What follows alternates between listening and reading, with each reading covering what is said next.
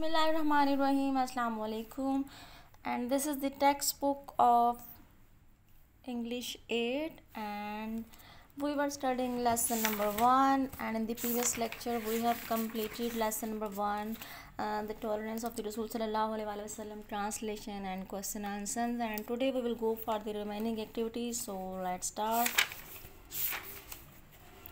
So this is our activity.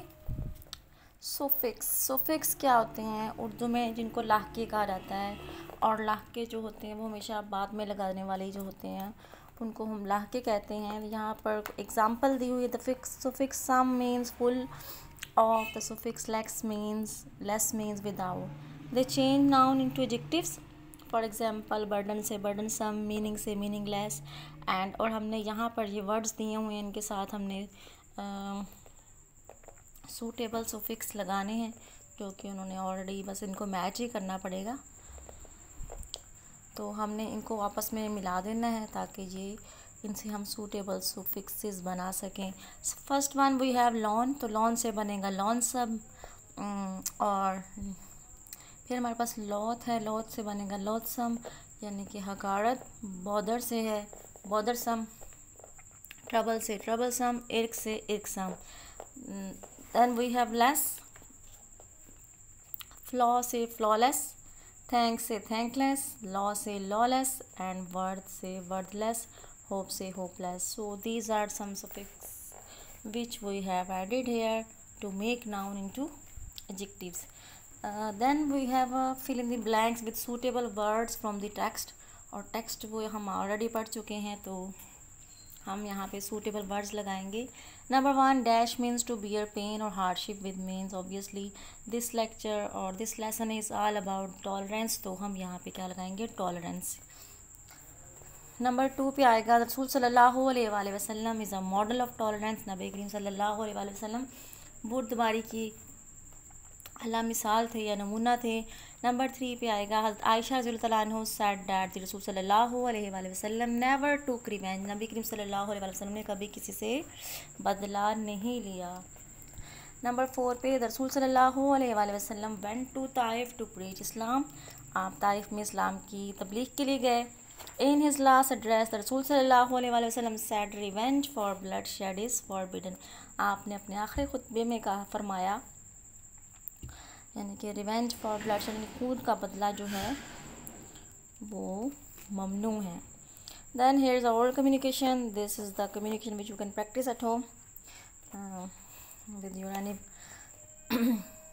any family member, with your brother, sister, or maybe, and most important thing, you can also practice it with your parents as well. So this is the activity which is related to, quite relevant to grammar. So grammar is the most important part because we are learning English as a foreign language, as a second language. तो grammar ही है जिसकी वजह से हम इस English को थोड़ा बहुत समझ सकते हैं, because this is not our language. So this is change the following sentences into negative and interrogative sentences. तो first of all I have told you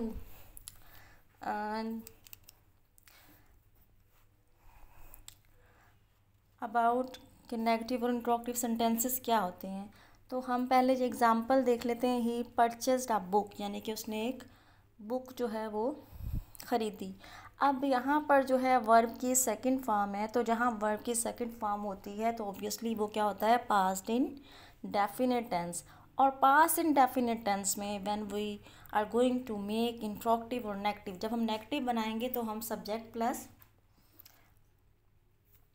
लगाएंगे डिड नॉट, और वर्ब की सेकंड फॉर्म जो है कन्वर्ट हो जाएगी first form में। और इसी तरह जब हम इंट्रोगेटिव बनाएंगे तो डिड को हम शुरू में ले आएंगे और एज इट इज़ जो है वर्ब की सेकंड फॉर्म जो है वो फर्स्ट फॉर्म में कन्वर्ट हो जाएगी। सो हम इसको कंप्लीट करने की कोशिश करते हैं। और इस तरह की एक्टिविटीज़ सॉल्व करने के लिए इट्स वेरी मच नेसेसरी कि आपको सारे टेंसेस आने चाहिए। तो don't consider that if grammar is skipped from your syllabus, then you can ignore grammar. No, never. So Aslam worked hard to complete the new project. Aslam worked hard, जब सबसे पहले हम किस पर नोटिस करेंगे कि इसमें कौन सी फॉर्म ऑफ वर्ब यूज़ हुई है। वर्कड जो है obviously this is the second form of verb. तो जब हम सेकंड फॉर्म ऑफ वर्ब देखेंगे तो obviously we will come to know this is past indefinite tense and how to make negative sentence in past indefinite.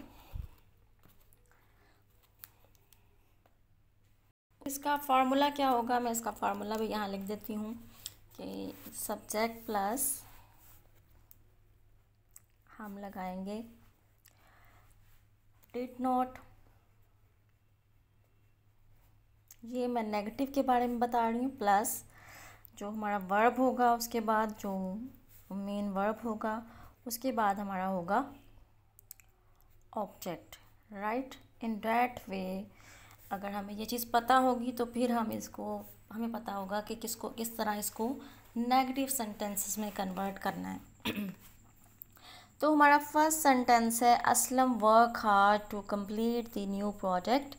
तो हम इसको negative में जब कन्वर्ट करेंगे तो हम लिखेंगे असलम डिडंट या Aslam did not work hard to complete the new projects. अब उसकी रीज़न क्या है, जब हम पास्ट इंडेफिनिट में नेगेटिव सेंटेंसेस बनाते हैं तो हम डिड नॉट के बाद वर्ब की सेकंड फॉर्म को कन्वर्ट करते हैं फर्स्ट फॉर्म में। और ये मिस्टेक जो है हम हमेशा करते हैं कि बहुत सारे स्टूडेंट्स और बहुत सारे जो लोग हैं प्रैक्टिकली भी इस चीज़ को स्किप कर देते हैं। दे फॉरगेट कि जो वर्ब की जो फर्स्ट सेकंड फॉर्म है उसको फर्स्ट में कन्वर्ट करते हैं when we are making in negative sentences in past indefinite sense. Hope you got it. And then we have number 2, he sold mangoes. अब सोल्ड अगेन जो है वो है सेकंड है, सेल की सेकंड फॉर्म ऑफ वर्ब है sell, sold. तो sold से हमें अंदाज़ा होता है कि ये पास्ट इंडेफिनिट टेंस है। फर्स्ट ऑफ ऑल हमें रिकॉग्निशन भी तो आनी चाहिए ना, and then we will be able to tell कि यहाँ पे क्या लगना है। हाँ जी, he sold mangoes, he didn't sell mangoes. Then we have Numan wrote a book. Numan did not write a book. Wrote is the second form of verb. So obviously Numan did not write a book. उसके बाद हमारे पास है he fought bravely. He didn't fight bravely. उसके बाद है he showed great tolerance. He didn't show great tolerance. Again I am repeating, don't forget कि did not के बाद हमेशा वर्ब की फर्स्ट फॉर्म आएगी। अब हम चलते हैं इंट्रोक्टिव सेंटेंसेस की तरफ। अब इंट्रोक्टिव में क्या होगा कि हाँ जी, इंट्रोक्टिव सेंटेंसेस को जब हम कन्वर्ट करेंगे तो हम क्या करेंगे, डिड लगाएंगे पहले, उसके बाद हमारा आ जाएगा सब्जेक्ट और उसके बाद हमारा आ जाएगा फर्स्ट फॉर्म और उसके बाद हमारा आ जाएगा ऑब्जेक्ट। ठीक है, सो इन दैट वे हम जो हैं जो पास्ट इंडेफिनिट में इंट्रोक्टिव सेंटेंसेस बनाएंगे। तो ये हमारे पास जो है Aslam work hard to complete the new project, इसको हम कैसे करेंगे, शुरू में ले आएंगे डिड, यानी कि बिफोर सब्जेक्ट हम अपना डिड को लगाएंगे बिकॉज लेकिन जब सम टाइम जो है पास्ट की हैबिट आ जाती है वहाँ पर हम वुड लगाएंगे, लेकिन वो we will discuss it later, वो थोड़ा सा ज़्यादा लंबा हो जाएगा।